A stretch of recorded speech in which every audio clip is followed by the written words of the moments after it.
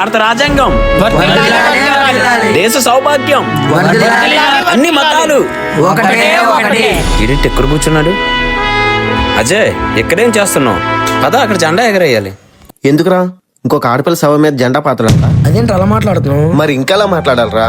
రాత్రి న్యూస్ చూసావా? 6 ఏళ్ల పాపరా. ఆ పాపకు అసలు లోకం అంటే ఏంటో కూడా తెలీదు. అక్షరాలు దొద్దాల్సిన వయసులో ఆ పసిమొగ్గను నలిపేసి రోడ్డు పక్కన పడేశారు. ఆ పాప ఏడ్చినప్పుడు, ఆ తల్లి గుండె పగిలినప్పుడు ఎక్కడ పోయిందిరా మన చట్టం? ఎక్కడ పోయింది మన దేశభక్తి? మనమేం చేయగలం రా? అది వ్యవస్థ తప్పు. వ్యవస్థ అంటే ఎవర్రా? మనం కాదా? బయటికి వెళ్ళిన మన ఇంటి ఆడపిల్ల క్షేమంగా తిరిగి వస్తుందో లేదో అని గడియారములు తిరిగిన ప్రతిసారి గుండె చప్పుడు పెరిగే బతుకులు మనం ఎగరేసే ఈ జెండాలో ఉన్న కాషాయం త్యాగానికి గుర్తు కదరా. అన్యాయంగా బయలైపోతున్న ఆడపిల్ల రక్తానికి గుర్తులా కనిపిస్తుంది. తెల్లని రంగు శాంతికి కాదు, వాళ్ళ శవాల మీద కప్పే కఫన్లా కనిపిస్తుంది. ప్రతి ఏటా రాజ్యాంగం గురించి గొప్పలు చెప్పుకుంటాం, కానీ అదే రాజ్యాంగం ఇచ్చిన జీవించే హక్కు ఆడపిల్లకి లేకుండా పోతుంది. కడుపులో ఉన్నప్పుడు చంపేయకుండా ఈ భూమి మీదకి రానిచ్చినందుకు ఇలా రోడ్ల మీద వేటాడి మరీ చంపేస్తున్నామా?